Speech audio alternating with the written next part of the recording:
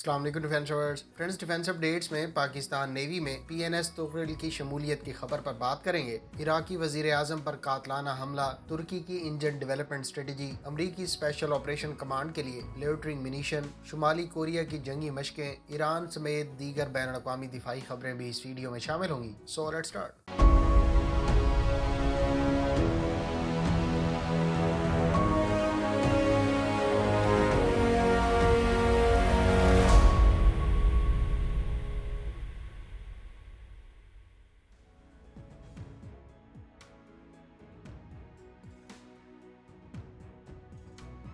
شمالی کوریا کے حکومتی میڈیا نے بتایا ہے کہ اس کی زمینی فوج کے مسلح دستوں نے آج گولے داغ کر اپنی دفاعی صلاحیتوں کا تقابلی جائزہ لیا ہے۔ گولے داغنے کا عمل مختلف توپ خانے کی یونٹوں میں مقابلہ بھی قرار دیا گیا ہے۔ اس موقع پر شمالی کوریا کی حکومت اور فوج کے اعلیٰ اہلکار بھی آزمائشی مقام پر موجود تھے۔ شمالی کوریا کے میڈیا نے اپنے بیان میں یہ نہیں بتایا کہ مسلح دستوں کے مقابلے دیکھنے کے لیے آیا ملکی لیڈر کم جونگ ان بھی موجود تھے یا نہیں۔ یاد رہے کہ گزشتہ برس ایسی ہی مشقوں کی نگرانی کمیونسٹ ملک کے اعلیٰ ترین لیڈر نے خود کی تھی۔ واضح رہے کہ رواں سال ستمبر سے شمالی کوریا کئی نئے میزائلوں کے تجربات کر چکا ہے، جبکہ اس کے جواب میں جنوبی کوریا نے بھی مختلف طرح کے میزائل تجربات کیے ہیں، جس میں سب مرین لانچ بیلسٹک میزائل قابل ذکر ہے۔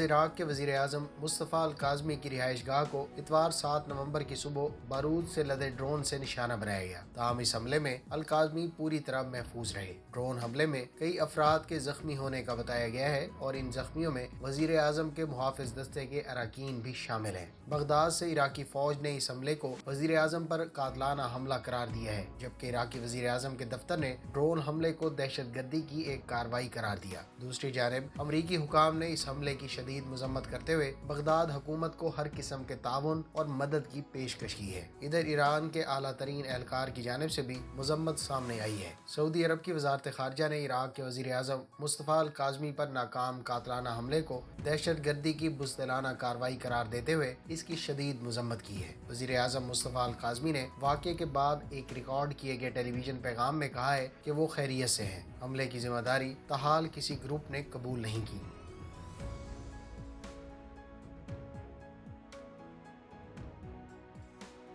پاکستان کی طرف سے آرڈر کی جانے والی ٹائپ 54 اے پی فریگیٹ کے سلسلے کی پہلی شپ کل پاکستان نیوی میں باقاعدہ شامل کر دی جائے گی۔ اس شپ کو پی این ایس توغرل کا نام دیا گیا ہے۔ یہ پاک نیوی کے فلیٹ میں شامل ہونے والی سب سے ایڈوانسڈ اور ہیوی شپ ہے۔ اس شپ کی تمام تر صلاحیتوں اور افادیت پر ہم تفصیلاً آپ کے ساتھ کل ڈیٹیل ویڈیو شیئر کریں گے۔ اگر آپ اس شپ کا انڈین نیوی کی تلوار کلاس شپ سے موازنہ دیکھنا چاہتے ہیں تو ڈیٹیل ویڈیو کا لنک ڈسکرپشن میں موجود ہے۔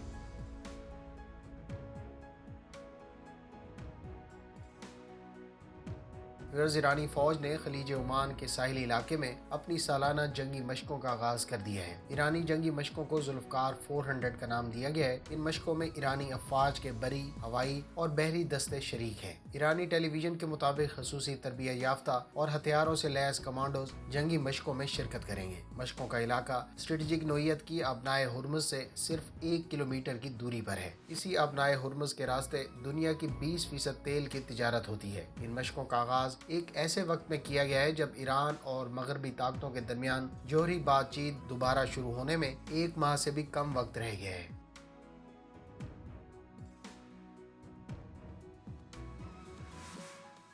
امریکی اسپیشل آپریشن کمانڈ کے لیے ایرووائرنمنٹ کو $20.3 ملین کا کانٹریکٹ ایوارڈ کیا گیا ہے۔ کانٹریکٹ کے تحت یہ کمپنی امریکی کمانڈوز کے لیے Switchblade 600 tactical missile system, جس کو عرف عام میں لیوٹرنگ منیشن کہا جاتا ہے، وہ فراہم کرے گی۔ Switchblade all in one man portable loitering munition ہے۔ یہ 40 منٹ سے زائد فضا میں رہنے کی صلاحیت رکھتا ہے۔ اس سسٹم کی رینج 40 کلومیٹر بتائی گئی ہے۔ اس میں javelin multi purpose war had کا استعمال کیا گیا ہے، جس سے ہلکی بختر بند گاڑیوں اور پرسنل کو نشانہ بنایا جا سکتا ہے۔ اس سسٹم کی میکسیمم سپیڈ 180 کلومیٹر پر آور سے زائد اور یہ موونگ ٹارگٹس کو بھی لاک کر کے نشانہ بنا سکتا ہے۔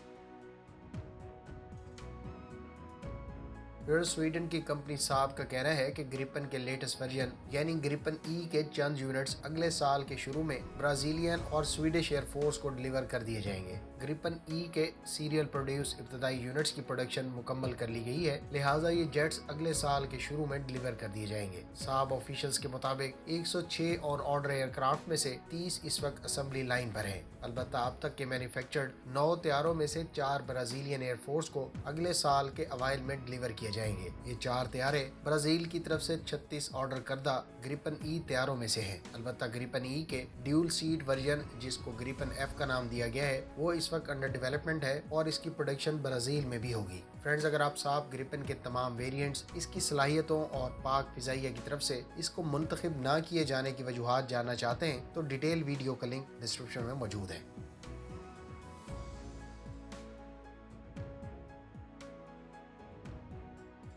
तुर्की की डिफेंस इंडस्ट्री ऑफिशियल्स का कहना है कि मुख्तलिफ लैंड और एरियर प्लेटफॉर्म्स के लिए इंजन के हवाले से दूसरे ममालिक पर इन्हिसार को ख़त्म करने के लिए इस वक्त कई तरह के इंजन और ट्रांसमिशन प्रोजेक्ट्स पर काम जारी है। तुर्की इस सिलसिले में एक रोड मैप पर काम कर रहा है ताकि इस अहम फील्ड में दूसरों पर इन्हिसार ख़त्म किया जा सके और इस मामले में जल्द अज जल्द खुद कफालत हासिल की जाए। ऑफिशियल्स के मुताबिक हालिया अंडर डेवलपमेंट और डेवलप्ड इंजन 170 हार्स पावर से 1500 हार्स पावर पर मुश्तमिल है। इस तुर्की ड्रोन्स के लिए 2 टाइप के इंजन तैयार कर चुका है, जबकि KTJ 3200 इंजन पर डेवलपमेंट टेस्ट मुकम्मल किए जा चुके हैं और इसकी प्रोडक्शन बहुत जल्द शुरू कर दी जाएगी। इस इंजन से अटमाका एंटीशिप क्रूज मिसाइल और सॉम एयर लॉन्ड क्रूज मिसाइल को पावर्ड किया जाएगा। दूसरी जानिब 5th जनरेशन एयरक्राफ्ट और गोकपे हेलीकॉप्टर के लिए इंजन पर प्रोग्रेस हो रही है। लैंड व्हीकल्स जैसा कि किरपी 2 और आर्टे मेन बैटल टैंक के अलावा फर्टीना हॉइट्जर और नेक्स्ट जनरेशन आर्मर्ड व्हीकल के लिए इंजन और ट्रांसमिशन पर भी काम जारी है। फ्रेंड्स, ये थी आज की डिफेंस अपडेट्स। उम्मीद है इस वीडियो से आपकी मालूमात में इजाफा होगा। मिलते हैं नेक्स्ट वीडियो के साथ। अपनी दुआ में याद रखिएगा। अल्लाह हाफिज़। पाकिस्तान जिंदाबाद।